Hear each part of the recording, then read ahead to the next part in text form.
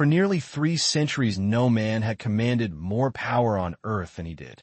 This is Xerxes, king of kings. His empire stretched from India to Egypt. And in 480 BC, he had one single burning obsession: crush the tiny, defiant cities of Greece. The army Xerxes assembled was the largest the ancient world had ever seen. A force so vast that when they stopped to drink, they drained entire rivers dry. Historians estimate the full contingent was closer to 300,000 men. But the legend only remembers 100,000. If they won, democracy, philosophy, and the entire identity of the West would be destroyed. The stakes were absolute. The only chance Greece had was a fragile alliance between two rivals, Athens and Sparta. Athens held the sea, but to defend the land, Greece needed a miracle. And for miracles, they called upon the Spartans, the only soldiers Xerxes' millions had a reason to truly fear. Their King Leonidas was not just a monarch. He was the product of the agoge of a brutal lifelong training regimen that started when a boy turned 7. Every man he led was a warrior forged for war.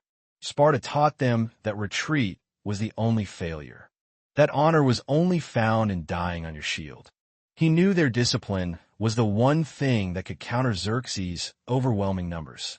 But there was a problem. A religious festival, the Carnea, meant the rest of the Spartan army was legally forbidden from joining the war. Leonidas was allowed to bring only his personal bodyguard, 300 men. He was marching to certain death, and he knew it. To meet this impossible threat, the Greeks chose a single point, a narrow coastal pass called Thermopylae. Its name meant hot gates for the sulfur springs that bubbled there. On one side stood an impenetrable mountain range. On the other, the sea. It was a natural bottleneck, a perfect choke point, where Xerxes' vast numbers would mean nothing. Leonidas's 300 Spartans positioned themselves at the narrowest point. With them stood thousands of allied Greek soldiers from other city-states ready to defend their homeland. But it was the Spartan phalanx that formed the immovable wall. Then the Persians arrived, a tidal wave of humanity stretching as far as the eye could see. King Xerxes stood before his generals laughing. He could not believe so few men would dare defy him. He waited for 4 days, expecting them to flee. They never did. Finally, Xerxes sent a messenger. He demanded the Greeks lay down their weapons and surrender. The Spartans simply stare back. Their king Leonidas stepped forward and gave an answer that would echo through history. Molenlab. Come and take them. It was more than defiance. It was a challenge. A declaration that these few would not yield. And in that moment, the legendary Battle of the Hot Gates truly began. The first waves of Persians hit the wall. Xerxes threw poorly armed Medes and Scythians at the Greeks. They were cut down by the hundreds. The Spartan line was a killing machine. Every thrust was calculated, every shield bash was designed to clear space for the kill. They fought in perfect unison. For the Persians, it was a nightmare. They couldn't flank them. They couldn't move forward. They simply died at the tip of the Spartan spear. Frustrated and furious, Xerxes made his move. He sent in his elite immortals. These were his 10,000 best soldiers, the personal guard of the King of Kings. If anyone could break the 300, it was them. The fighting intensified. For a moment, the Spartans struggled. But Leonidas had a trick. He ordered a feigned retreat. The immortals broke formation and chased them into the narrow pass. The Spartans instantly turned around, slamming their shields back into a solid wall. The confused immortals were trapped, crushed, and slaughtered in the confined space. The immortals retreated, shattered and defeated. For the first time in the war, King Xerxes felt fear. The impossible had happened. After 2 full days of carnage, the 300 still held the line. It seemed the small band of Greeks might actually win. But then a new darkness emerged from the mountains. A local Greek named Ephialtes, driven by greed or spite, revealed a secret goat path around Thermopylae. For a handful of silver coins, he had betrayed his own people. He led a detachment of Persian immortals through the unguarded pass.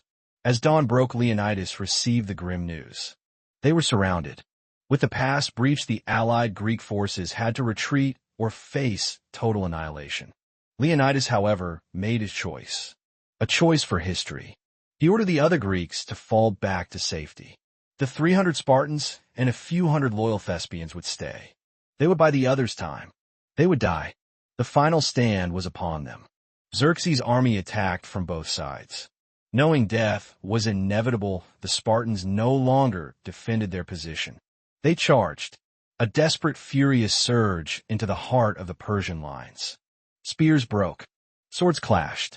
Leonidas fought at the front, a whirlwind of bronze and fury, until finally surrounded and overwhelmed, King Leonidas fell. His body fought over by both sides, a symbol of the ultimate sacrifice. The 300 Spartans and their allies were gone. But their sacrifice was not in vain. The bodies of the dead held the Persians up for 3 days.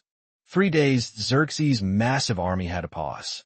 That delay was the true victory. It gave the rest of the Greek forces the crucial time they needed to mobilize their navy and prepare the land armies. Xerxes had won the battle, but he was exhausted. The moral victory of the Spartans shattered his psychological power. Thermopylae became more than a battle. It became a story, a symbol of courage, sacrifice, and defiance that has echoed through the centuries. An inscription was carved on a stone at the site that simply read, "Go tell the Spartans passerby that here obedient to their laws we lie." The memory of the 300 saved Greece and shaped the world we know today. And yet there are so many other secrets still buried beneath the sands of time. The story of the 300 is just one echo of time. We want to bring you all the forgotten legends and untold history, the ones that shaped our world. If you love discovering the real stories behind the myths and the facts that history books left out, hit that subscribe button now and join our nation of curious minds. Our next journey is into the tragedy of the forgotten city that was buried for 2,000 years. You don't want to miss it.